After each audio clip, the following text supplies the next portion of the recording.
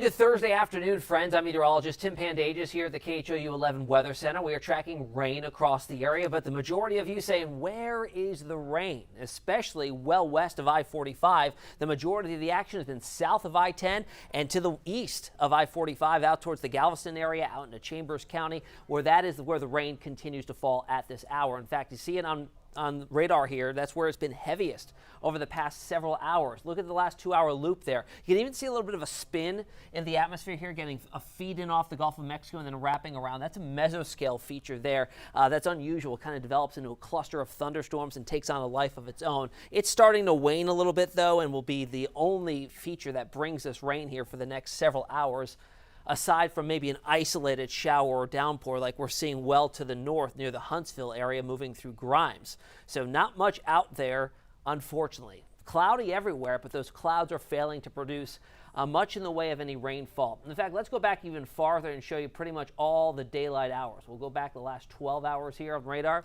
You can see all at the coast, it kind of hugged the I-10 corridor and really started to fizzle on out just within the last couple of hours. There's been some lightning in there as well, mainly isolated to coastal areas, but the majority of the moisture still remains to our south, well over the Gulf of Mexico. So here's the bigger picture. We've got that spin, that overall broad area of low pressure. That is Invest 95L. Now, looking at this at face value, you'd see that spin in the atmosphere, that mesoscale feature we just talked about, as being the center of Invest 95L. That is not the case.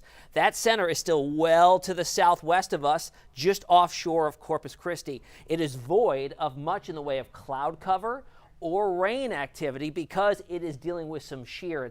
That's really what's kept it from organizing very much. All of the activity associated with 95L is dislocated from its center and displaced off towards the east of that center there and getting shoved northward. So that feeder band of tropical moisture, that conveyor belt, likely setting on up to our east as we head through at least the next couple of hours. There are some models indicating that it does set up farther to the west overnight and into early tomorrow morning. I'm going to show you that model here in just a second. So let's take a look at how things look on rain totals for today. And it really tells the whole story, right? Most locations picking up 0, nada. But places like Galveston, up and over an inch. Beaumont, an inch and a third. 1/100th of an inch reported at Hobby. So here's the latest on Invest 95L. Not much change. It's still just a festering area of convection or thunderstorm activity that's trying to get its act together. It's got a very favorable environment overall, aside from the wind shear, very warm sea surface temperatures, but 40% chance of development there still before it makes itself on land, which will do so overnight tonight and early tomorrow morning. It's a little bit easier to see here the center of rotation with Invest 95L on visible satellite. It is now moving off towards the north, but you can see that low-level feature here. The lower clouds are pivoting around that center.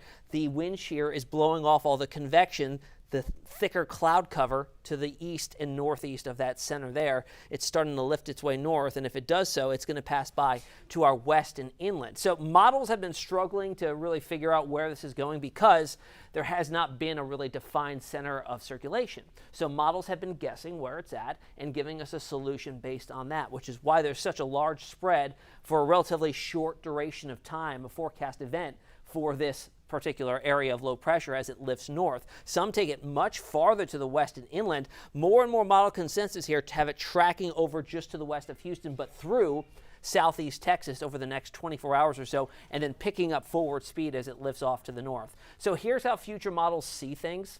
We're going off a short-range model that's a little bit higher resolution and higher detail, so it gives us more of a feel of how things will play out for the next 24 hours. So here we are currently. It's a pretty good diagnostic of what's going on now. We have those rain showers out there now. It depicts those nicely. Going into 8 o'clock tonight, we see those showers really start to fizzle. Still some isolated showers and downpours out there.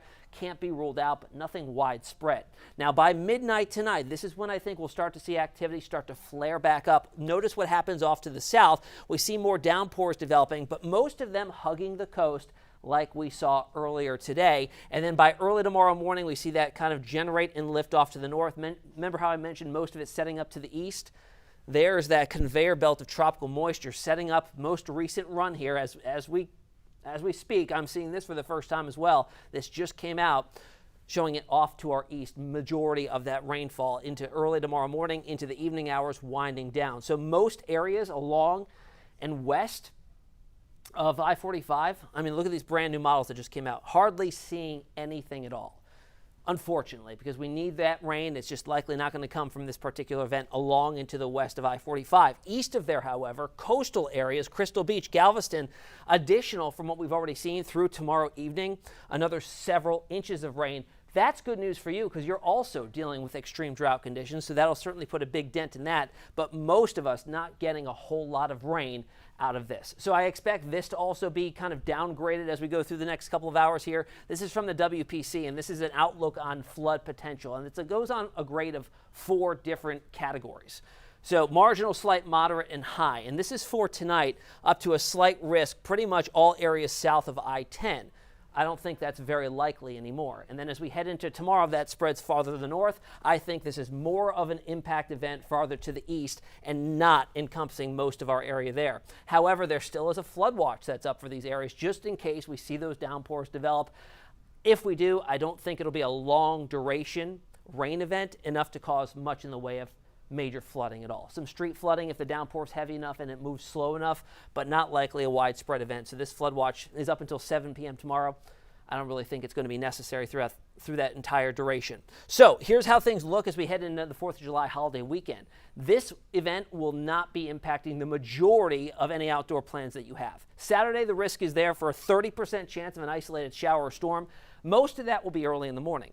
On Sunday, a 20% chance there, just a pop-up shower or storm driven by the daytime heating. It'll be in the mid-90s, hot and humid day. 4th of July itself, fireworks, I don't think will be threatened by any rain chances. A little bit hotter.